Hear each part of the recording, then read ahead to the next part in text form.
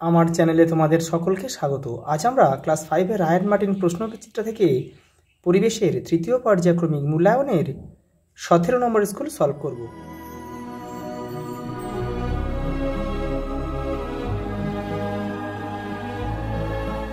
প্রথম প্রশ্ন দেখো, কয়লার ধোঁয়াতে কি কি গ্যাস থাকে? তোমাদের বইয়ের 132 নম্বর পেজে দেখো, এখানে উত্তরটা রয়েছে। এই যে দেখো, ধোঁয়া সালফারের অক্সাইড, নাইট্রোজেনের অক্সাইড আর কার্বনের অক্সাইড গ্যাস থাকে।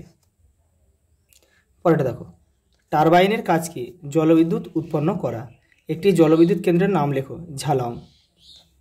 সূর্যের আলোর সাহায্যে কিভাবে বিদ্যুৎ তৈরি করা হয়? সোলার প্যানেলের সাহায্যে। একটি অপ্রচলিত শক্তির উদাহরণ দাও। বায়ু শক্তি, সৌরশক্তি, এগুলো সব অপ্রচলিত শক্তির উদাহরণ। কবে কলকাতা মানুষ বহন করা রিক্সা আসে? 1914 সালে। পরেরটা দেখো, পানশিকি ছোট ডিঙি নৌকা। নৌকার হালের কাজ কি? নৌকার দিক পরিবর্তন করা। পথের পাঁচালী সিনেমাটি কে বানিয়েছিল? সত্যজিৎ রায়। আর পথের পাঁচালী বইটি কার লেখা? বিভূতিভূষণ বন্দ্যোপাধ্যায়। তালপাতায় লেখা বইগুলিকে কি বলে? পুঁথি বলে। পাহাড়ি অঞ্চলে ছোট ছোট ঝর্ণাকে কি বলে? ঝোড়া। কোন রাসায়নিক পদার্থ জল শোধনে সাহায্য করে? Potassium permanganate. পরেরটা দেখো, সঠিক উত্তরটি বেছে নিয়ে লেখো। সুনামি হয়েছিল 2004 সালে। টেলিস্কোপ তৈরি করেছিল গ্যালিলিও গ্যালিলি। চাঁদ পৃথিবী থেকে কত দূরে রয়েছে? 4 লক্ষ কিলোমিটার। সূর্য থেকে পৃথিবীতে আলো আসতে সময় লাগে 8 মিনিট। বৃহস্পতি গ্রহের উপর একটা ধূমকেতু এসে পড়েছিল 1994 সালে। একটি প্রচলিত শক্তির উদাহরণ হচ্ছে পেট্রোল। চাঁদ ও সূর্যের মাঝখানে পৃথিবী এসে পড়লে চন্দ্রগ্রহণ হয়।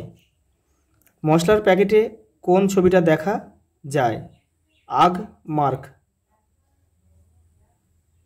দেখো, 1 অক্টোবর তারিখে বিশ্ব বয়স্ক দিবস। আচ্ছা, উপরটা একটু দেখে নাও। এই যে এটা জেলির শিশিতে, কিন্তু এটা হচ্ছে জেলির শিশিতে এফপিও শিশি, আর এই আইএসআই হচ্ছে প্রেসার কুকার থাকে, আবার হেলমেটেও থাকে। দেখো, পশ্চিমবঙ্গে প্রথম ট্রেন চালু হয় 1854 খ্রিস্টাব্দে। আর সর্বপ্রথম ভারতে ট্রেন চালু হয় কিন্তু মুম্বাইয়ে 1853 খ্রিস্টাব্দের 16 এপ্রিল, মুম্বাই থেকে থানে পর্যন্ত। পরেরটা দেখো, বেঁচে থাকা শিশুর একটি মৌলিক অধিকার। তোমাদের বইয়ের 176 নম্বর পেজে আরও 6টা অধিকার রয়েছে, ওখান থেকে তোমরা অন্যগুলো করে নেবে একটু।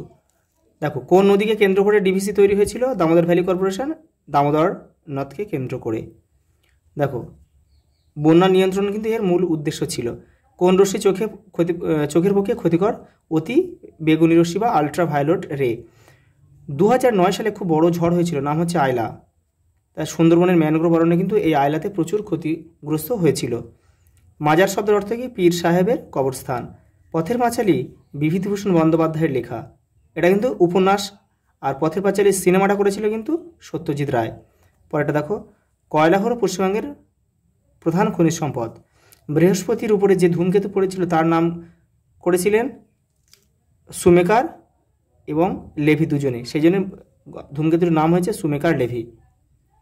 পরেরটা দেখো, অতিকায় প্রাণী পৃথিবী থেকে অবলুপ্ত হয়ে গেছে। ডাইনোসর। সূর্যের আলো ছাড়া গাছ বাঁচে না। পরেরটা দেখো, সূর্যগ্রহণের একটি পরিষ্কার চিহ্নিত চিত্র অঙ্কন করো। 163 নম্বর পেজে তোমরা ছবিটা করে নেবে। একটি প্রচলিত শক্তির নাম লেখো। কয়লা। বলেছে তাদের একটি করে ব্যবহার লেখো। তাপবিদ্যুৎ কেন্দ্রে কিন্তু কয়লা প্রচুর পরিমাণে ব্যবহার লক্ষ্য করা যায়। পরেরটা দেখো, বন থেকে আমরা কি কি পাই? দেখো, 122 নম্বর পেজে উত্তরটা রয়েছে। এই যে এখান থেকে তোমরা যে লিখবে, যে দাগ দিয়ে দিয়েছি, এগুলোই তোমরা লিখবে। পরেরটা দেখো, রাস্তায় বেরোলে কি কি করবে না? দেখো, 149 পেজে রয়েছে। এই যে এখান থেকে তোমরা করে নেবে, এই যে এইগুলো। পরের প্রশ্ন দেখো, জলচক্র চিত্রের সাহায্যে বুঝিয়ে দাও। 136 নম্বর পেজে উত্তরটা রয়েছে। এই যে এই চিত্রের সাহায্যে বলে শুধু এইটা করলে কিন্তু তোমাদের হয়ে যাবে। দেখো ছক দিয়েছে, দেখো বাম স্তম্ভ ডান স্তম্ভ, তীর চিহ্ন দিয়ে কিন্তু কেউ মেলাবে না। দেখো, এই দাগ নাম্বারগুলো এপারে বসিয়ে দেবে, হয়ে যাবে। দেখো, কলা ও পেঁপে নরম কাণ্ড বিশিষ্ট গাছ। দেখো 5.1। কয়লা পুড়িয়ে কী হয়, তাপবিদ্যুৎ তৈরি হয় 5.2। সুনামি কত সালে হয়েছিল, 2004 সালে হয়েছিল 5.3। পৃথিবীর কক্ষপথ দেখতে সাইকেলের টায়ারের মতো 5.4, এটা 5.4 হবে এটা। আর সমাজভিত্তিক বোন লোকালয়ের কাছে ছোট বোন, এই যে 5.5। দেখো তোমাদের আর বাকি সেটগুলো কিন্তু আমি চ্যানেলে দেওয়া আছে, তোমরা প্লেলিস্টে গিয়ে ওখান থেকে দেখে নেবে। আজ এই পর্যন্ত, দেখা হবে পরের ভিডিওতে।